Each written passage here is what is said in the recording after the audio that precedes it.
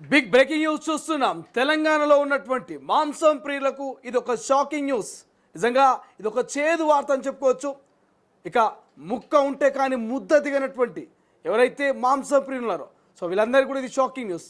So వచ్చే నెల 1వ తారీఖు నుంచి చికెన్ షాప్లన్నీ బంద్ పెడుతున్నట్లుగా చికెన్ షాప్ అసోసియేషన్ ఇక ఒక ప్రకటన అయితే విడుదల చేసింది. ప్రస్తుతం సోషల్ మీడియాలో ఈ ప్రకటన వైరల్గా మారింది. రైట్ నా ఒకసారి ఇదే అంశం మీద మాట్లాడే ప్రయత్నం చేద్దాం. మా ప్రతినిధి మూషం శ్రీనివాస్ ఫోన్ లైన్ అందుబాటులో ఉన్నారు. సో మూషం, ఎందుకు చికెన్ షాప్ అసోసియేషన్ ఈ బంద్కు పిలుపునిచ్చింది? అసలు ప్రధాన కారణం ఏంటి?